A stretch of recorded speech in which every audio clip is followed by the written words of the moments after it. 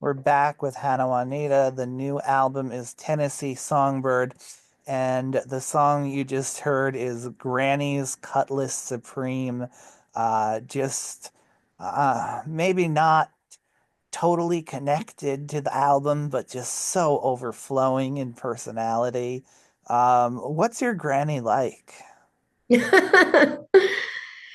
Granny is a wild woman, and she's not just my granny.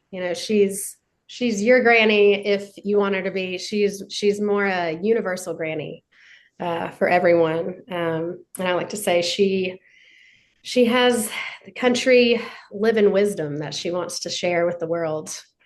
Um, this song was actually a co-write between me and Mose Wilson, who I mentioned earlier, and Zach Wilde here in Nashville. And we were given a prompt. It was Grandma's Cutlass Supreme by a producer, and um, I don't know. I was inspired by my grandmother, who is honestly nothing like this granny. She was like a clean living Southern Baptist Christian woman, but she did drive a lavender Lincoln town car, and she wore, high heels or kitten heels until she was 92, and she lived alone, and she always was just dolled up, and she was definitely, there was that image, and her just cute, bubbly personality was definitely in my mind as I was coming up with this character, but yeah, I love this character because it portrays like a really strong,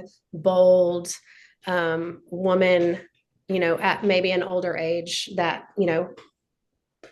people often get overlooked, I guess, in their older age sometimes. And I think that it's cool that Granny is older and still kicking it, and feels, like she knows more about the world maybe than other people, and she doesn't care what other people think, and she's just always doing her thing.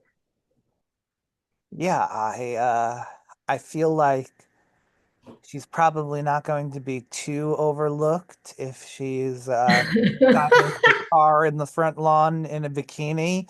I feel like oh man, I'm just thinking of my the development, the old folks development my Yeah. aunt lives in, and I'm trying to imagine Yeah. driving through there and seeing this woman shining her car. Believe me, You would notice. I You would would notice notice. her. Yeah. Yeah. She definitely stands out. But Uh, that's what she says. She said it's not about where you go, it's about putting on a show. Yeah. about putting on a show, sort of connecting back to the social media. What does it mean to you to sort of be putting on a show? Like, uh, To it, me, I mean, I think with that line, I think a lot about, I think about just honestly performing.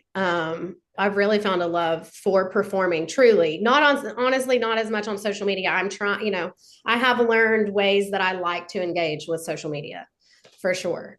Um, but I think of it more just like actually in music, and I don't know. I think a lot about performing like in my shows, and like how I want to curate my show and what I want to give to my audience and how I want to like hold that space, I guess. And for me, that line kind of means like whether I've got 15 people in the audience or I've got 500 people in the audience. It doesn't matter where we are. It doesn't matter. You know, it just I'm gonna give it all I got every time. Is kind of how I think about that line, as it relates to me. You know. Riley Downing, what a distinct voice to choose. I feel like when you have Riley Downing as your duet partner, it's not an accident. Like you don't just have him around and pick him. You had to have really seen a lane for that low voice. I thought it worked fantastically. But how did you come up with that choice? Um, Honestly, I don't know. I heard it from the beginning, um, before the song was ever completed, which we did write it pretty much in one sitting, maybe an hour, couple of hours, maybe, probably not. Um, the three of us, me and Mose Wilson and Zach Wilde. But I was hearing it. I was here. I don't know why. And I think it did work out perfectly. And Riley is a buddy of mine, and the recording it all kind of fell into place too. I asked him if he would sing on it, and he his band, the Deslons, the band he's in, they always record at the same studio that I do in Nashville, the Bomb Shelter.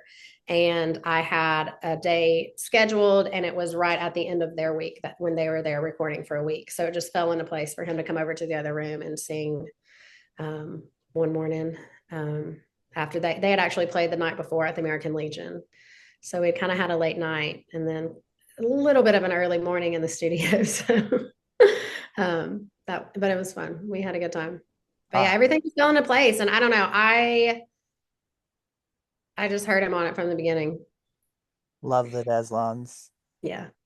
Um, I like to end my interviews with, I guess, a unique little touch. I'm gonna let you play DJ for the last song here. Um, I'm gonna give you a prompt, and the only rule is you can't have had anything to do with the creation of the song you pick. Okay. Um, so you talk about on Tennessee Songbird, whether we listen or not, the songbirds sing.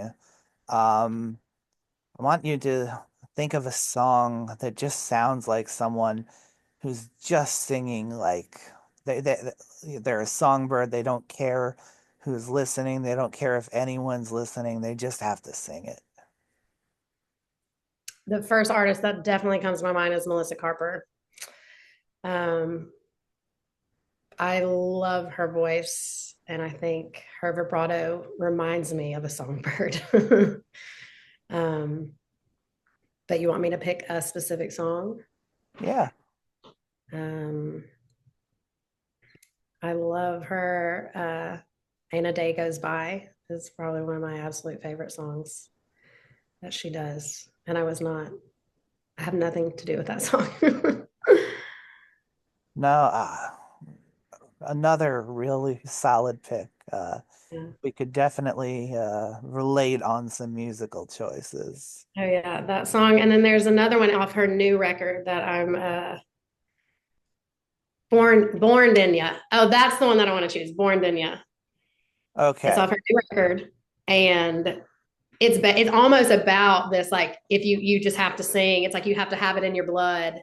And she talks about how she got it in her blood from her dad playing music when they were young. And then at the end of that song, the way she sings, she goes off, for her. Like, I feel like she's always just so effortlessly singing, and she really kind of belts it for her there at the end. And it, like, whew, it gets me. It's so good. So good.